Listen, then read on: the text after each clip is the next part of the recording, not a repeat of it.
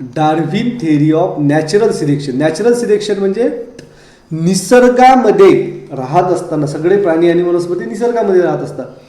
निसर्गामध्ये राहत असताना आपल्याला असं लक्षात येतं की काही ऑर्गॅनिझम्स जे आहेत ते सशक्त आहेत, त्यांची संख्या जास्त आहे, काही ऑर्गॅनिझमची संख्या कमी आहे, आणि ठराविक काळानंतर काही ऑर्गॅनिझम नष्ट होतात आणि काही नवीन ऑर्गॅनिझम हे तयार होतात. हजारो वर्षाच्या आधी जे ऑर्गॅनिझम होते ते आज अस्तित्वात नाही, बरोबर आहे. आणि हजारो वर्षाच्या आधी जे ऑर्गॅनिझम नव्हते ते नवीन ऑर्गॅनिझम आपल्याला या ठिकाणी अस्तित्वात असल्याचं दिसतं. मग त्यामध्ये नेचर काय रोल प्ले करतो या सगळ्यांचा अभ्यास या डार्विनने केला होता. डार्विनने काय केलं होतं बघा. इंट्रोडक्शन. चार्ल्स रॉबर्ट डार्विन यांनी ही थिअरी मांडलेली आहे, theory of natural selection. This English biologist propose the theory of evolution. He shows that all species of living organisms have been gradually evolved over a period of thousands of years from common ancestor. बरोबर आहे. ह्या सगळ्या वेगवेगळ्या species आपल्याला या पृथ्वीवरती दिसतात. ह्या हजारो वर्षाच्या आधी अशा नव्हत्या, बरोबर आहे. हजारो वर्षामध्ये त्यांच्यामध्ये असे हळूहळू काहीतरी बदल घडून आले आणि त्या हजारो वर्षानंतर मग नवीन स्पीसीज त्या ठिकाणी तयार झाल्या. पण त्यांचा ॲन्सेस्टर कोण होता? एकच होता. ही propose the principle of natural selection is responsible for the evolution. मग हे इव्होल्युशन होण्याकरता नॅचरल सिलेक्शन हे एक तत्व, प्रिन्सिपल म्हणजे तत्व, त्या तत्वानुसार काय होतं हे इव्होल्युशन होत असतं. चार्ल्स डार्विननी काय केलं, समुद्रामध्ये जहाजामध्ये खूप मोठा प्रवास केला आणि प्रवासामध्ये जे प्राणी वनस्पती दिसले त्या सगळ्यांचा अभ्यास केला आणि त्या अभ्यासावरून ही थिअरी त्यांनी मांडली. आता ह्या थिअरीबद्दल आपण शिकूया. आता बघा, Charles Darwin had collected innumerable specimens of plants and animals, and depending upon the observation of these specimens he published the theory of natural selection which teaches the survival of fittest. मग डार्विननी इन्युमेरेबल असंख्य plant आणि वनस्पतींच्या species जमा केल्या, बरोबर आहे. Specimen collect केले, त्यांचा अभ्यास केला, त्यांचं निरीक्षण केलं खूप वर्षापर्यंत, आणि निरीक्षण करून त्यांनी नॅचरल सिलेक्शन ही थेरी मांडली. आणि त्या थेरीमध्ये कशावरती त्यांनी भर दिलेला आहे? Survival of the fittest. लक्षात ठेवा, survival of the fittest. Survival म्हणजे जिवंत राहणे आणि फिट म्हणजे सशक्त. जो सशक्त आहे, जो सशक्त आहे तो जिवंत राहतो. हे नियमच आहे, सृष्टीचा नियम आहे. जो सशक्त आहे तो जिवंत राहतो आणि जो कमजोर आहे तो नष्ट होतो. For this purpose Darwin has publish the book name origin of species. त्यांनी जी थेअरी मांडलेली आहे ती थेअरी त्यांनी ओरिजिन ऑफ स्पीसीज या पुस्तकामध्ये आपल्याला बघायला मिळतं. While explaining the concept Darwin says that all organism reproduce prolifically. सगळे ऑर्गॅनिझम जे आहेत त्यांच्यामध्ये रिप्रोडक्शन होतं आणि प्रॉलिफिकली म्हणजे खूप मोठ्या प्रमाणात त्यांच्यामध्ये रिप्रोडक्शन होतं.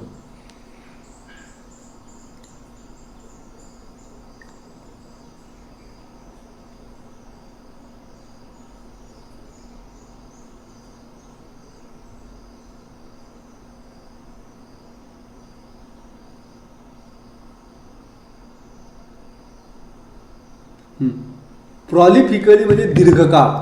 प्रॉलिफिकली म्हणजे दीर्घकाळ म्हणजे खूप म्हणजे जेथपर्यंत तो जिवंत राहतो तेथपर्यंत त्यांच्यामध्ये रिप्रोडक्शन हे होत असतं. ओके. आणि रिप्रोडक्शनमध्ये काय करतात ते त्यांच्या पिल्लांना जन्म देतात. रिप्रोडक्शनमुळेच कोणताही सजीव जो आहे तो या पृथ्वीवरती रिप्रोडक्शनमुळेच जिवंत राहू शकतो. The existence of organism on the earth is due to the reproduction. त्याचा उद्देशच असा आहे की एखादा प्राणी जो आहे तो पृथ्वीवरती अस्तित्वात आहे आणि तो मेल्यानंतर मग त्याचं अपत्य असतं ते जिवंत राहतं, म्हणजे ती स्पीसीज पृथ्वीवरती टिकून राहतं. अन्यथा तो मेल्यानंतर काय होते, ती स्पीसीज नष्ट झाली असते. पण स्पीसीज नष्ट होत नाही, रिप्रोडक्शनमुळे तो पिल्लांना जन्म देतो आणि ते पिल्लं परत मोठे होतात आणि अशा प्रकारे ती स्पीसीज पृथ्वीवरती जिवंत राहतात. All organism compete with each other in the life threatening manner.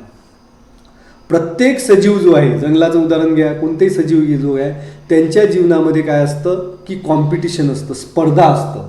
आणि ही स्पर्धा कशी असतं? लाईफ थ्रिटनिंग, जीवघेणी स्पर्धा असतं. एक प्राणी दुसऱ्या प्राण्याला मारून जिवंत राहतो. जंगलाचा नियम आहे, एक प्राणी दुसऱ्या प्राण्याला मारून जिवंत राहतो. मग जो प्राणी दुसऱ्या प्राण्याला मारतो त्या सगळे प्राणी नष्ट होतात का? नाही, त्यामधले काही जिवंत राहतात, काही नष्ट होतात. फॉर एक्झाम्पल हरणांचा शिकार कोण करतो? वाघ करतो. मग सगळे हरण नष्ट झाले का? नाही.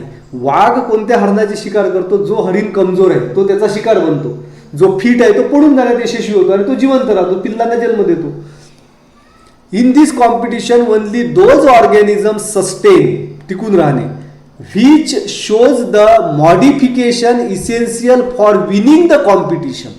स्पर्धा जिंकण्याकरता म्हणजे जीवन जगत असताना वेगवेगळ्या स्पर्धा होतात, संघर्ष होतात आणि त्या संघर्षामध्ये टिकून कोण राहतो? ज्याच्या शरीरामध्ये काही विशेष मॉडिफिकेशन आहेत. बरोबर आहे. जीवन जगण्याकरता आवश्यक असणारे बदल त्याच्यामध्ये आहेत आणि त्या बदलामुळे तो त्या ठिकाणी जिवंत राहतो, म्हणजे ती स्पर्धा जिंकतो. म्हणजे फॉर एक्झाम्पल आता एक हरणाचा समूह आहे, त्या समूहावरती वाघाने हल्ला केला, पण हल्ला केल्याबरोबर सगळे हरणं पळायला लागतील. बरोबर आहे. पण जो हरिण जास्त पळणार नाही, कमजोर असेल, तो त्या वाघाची शिकार बनेल. म्हणजे तो काय त्या ठिकाणी कमजोर आहे, तो शिकार बनला आणि तो नष्ट झाला. परंतु जे स्ट्रॉंग होते, ज्यांचे पाय मजबूत होते, ते पळून जाण्यात यशस्वी झाले आणि ते त्या ठिकाणी जिवंत राहिले. However beside this natural selection also plays an important role because nature select only those organism which are fit to live and rest are perish. आणि जे जगण्याकरता जे सशक्त आहेत तेच जिवंत राहतात आणि जे जगण्याकरता मॉडिफिकेशन्स नाहीत त्यांच्या शरीरामध्ये, अशक्त आहेत, ते ऑर्गॅनिझम हळूहळू काय होतात? नष्ट होतात. आणि यालाच म्हटलं तर नॅचरल सिलेक्शन. नॅचरल सिलेक्शन म्हणजे काही वेगळं नाही आहे. Those organisms are fit, they are survive. जे फिट आहेत ते जिवंत राहतात, म्हणजे त्याला काय केलेलं आहे? निसर्गाने सिलेक्ट केलेलं आहे. Sustaining and selected organism can perform the reproduction and thereby give rise to the new species with their own specific character. मग जे सजीव या स्पर्धेमध्ये जिवंत राहतात त्यांच्यामध्ये रिप्रोडक्शन होतं, ते त्यांच्या पिल्लांना जन्म घालतात आणि त्यांचे पिल्लं पण जे जन्माला येतात ते कसे असतात? They are having the specific character. कारण सशक्त ऑर्गॅनिझमपासून तो तयार झाल्यामुळे त्याच्यामध्ये सुद्धा ते कॅरेक्टर येतात आणि तो मग त्या ठिकाणी टिकून राहतो. Darwin theory of natural selection was widely accepted for a long duration. आणि बऱ्याच काळापर्यंत त्या थेअरीचा जगाने स्वीकार केला होता. पण त्याच्या थेअरीमध्ये काही त्रुटी होत्या. हाऊएव्हर सम ऑब्जेक्शन्स, त्यावरती काही ऑब्जेक्शन्स आले, काही लोकांनी आक्षेप घेतले. वे आर रेज्ड अगेन्स्ट दिस थेअरी. आता त्यामध्ये कोणकोणते ऑब्जेक्शन्स आहेत? पहिलं ऑब्जेक्शन बघा, natural selection is not only factor responsible for the evolution. फक्त नॅचरल सिलेक्शनमुळेच इव्होल्युशन झालं ही गोष्ट काही मान्य नव्हती. म्हणजे जो फिट आहे तो जिवंत राहतो, बाकीचे नष्ट होतात आणि त्यामुळे मग इव्होल्युशन झालं, नवीन स्पीसीज तयार झाल्या, ही गोष्ट काही मान्य करण्यासारखी नाही. दुसरं आहे, Darwin did not mention any explanation about useful and useless modification. मग कुठले मॉडिफिकेशन्स जे आहेत ते त्या प्राण्याला आवश्यक आहे त्यामुळे तो जिवंत राहतो आणि कुठले मॉडिफिकेशन हे युजलेस आहेत की त्यामुळे तो अनफिट ठरतो. तर युजफुल आणि युजलेस मॉडिफिकेशनबद्दल डार्विनला काही सांगता आलं नाही. थर्ड आहे, there is no explanation about slow change and abrupt change. त्यांनी असं सांगितलं होतं नॅचरल सिलेक्शन थेअरीमध्ये काही बदल जे आहेत ते हळूहळू घडून येतात आणि काही बदल जे आहेत ते अचानक घडून येतात, अचानक ते बदल घडून येतात, त्यामुळे ते जिवंत राहतात. पण मग स्लो चेंजेस कोणते आहेत? अचानक बदल का घडून येतात? कारण त्याला जेनेटिक्सबद्दल काही माहिती नव्हतं, म्युटेशनमुळेच हे बदल घडून येतात, म्युटेशनबद्दल त्याला काही माहिती नव्हतं. त्यामुळे डार्विन या स्लो चेंज आणि ॲब्रप्ट चेंजबद्दल काही सांगू शकला नाही. These are the 3 drawbacks of natural selection theory given by the Darwin. डार्विनच्या थेअरीवरती हे ऑब्जेक्शन्स आहेत, हे लक्षात ठेवायचे. कोणकोणते आहेत? पहिलं बघूया परत. Natural selection is not only factor responsible for the evolution. Evolution करता फक्त नॅचरल सिलेक्शनच हा घटक कारणीभूत नाही. दुसरा आहे, Darwin did not mention any explanation about useful and useless modification. Useful आवश्यक आणि अनावश्यक बदल जे आहेत, मॉडिफिकेशन जे आहेत, त्याबद्दल डार्विनला काही एक्सप्लेनेशन देता आलं नाही. And there is no explanation about slow change and abrupt change. हळूहळू बदल घडून येतात आणि काही अचानक बदल घडून येतात, त्याबद्दल डार्विनला काही सांगता आलं नाही. पण तरी डार्विनची नॅचरल सिलेक्शन थेअरी ही खूप महत्त्वाची आहे. Irrespective of all these objection, हे सगळे जरी त्यावरती आक्षेप असले तरी Darwin work on evolution has been the milestone. Father of evolution सुद्धा डार्विनला म्हटलं जातं.